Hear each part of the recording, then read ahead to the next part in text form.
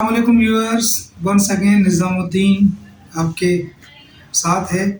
तो आज जो टॉपिक आजकल हमारा चल रहा है वो है स्ट्रेस के ऊपर, वर्क प्लेस स्ट्रेस के ऊपर। अब आज हम बात करेंगे बस स्ट्रेस मैनेजमेंट के ऊपर। स्ट्रेस को मैनेज किस तरह से किया जा रहा है। तो आजकल जो खबरें हम सुन रहे हैं, मैंने देखा आज सुबह को अमेरिका ने ईरान के ऊपर अपनी फ़ौजें उतार दी। उनका एक जहाज़ जो तबाह हो गया था, तो उसके पायलट्स को रेस्क्यू करने के लिए।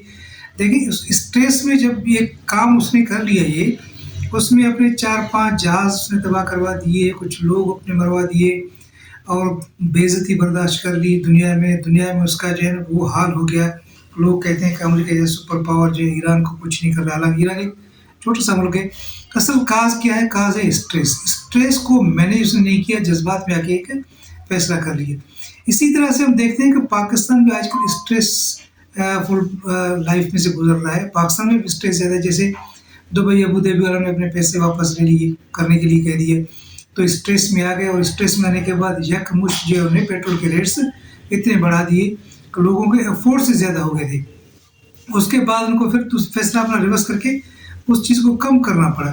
तो स्ट्रेस में फैसले मुश्किल से की जाते हैं, इसलिए कहते हैं कि स्ट्रेस जब भी आपको आ जाए तो काम और कूल, सब्र और तहम्मुल के साथ फैसला करें, सोच समझ के फैसला करें। स्ट्रेस एक मेन किलर है जो सिर्फ़ और सिर्फ़ आपके लिए नुकसानदेह नहीं, आपके साथ-साथ आपके जो फैसले हैं उनके ऊपर उसका असर भी होता है, वो उनके ऊपर असर डालता होता है।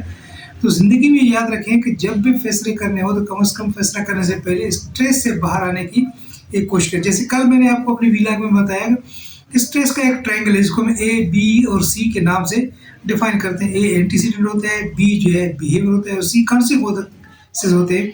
तो जिस तरह से आपने अमेरिका को देखा कि अमेरिका ने जो रिएक्ट किया, एंटीसीडेंट ने उसको ट्रिगर किया, ट्रिगर करने के बाद उनका जो बिहेवियर था वो ये था कि डू और डाई, कुछ भी करना है जल्दी कर लो।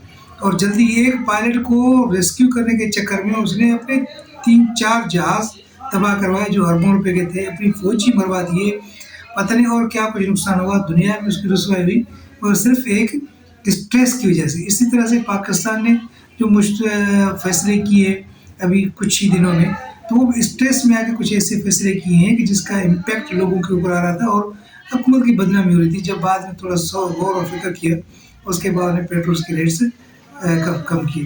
तो when there is stress at you, the most important thing is how to manage the stress. That is the main cause. वही आपकी कामयाबी है कि आप स्ट्रेस में किस तरह से रिएक्ट करते।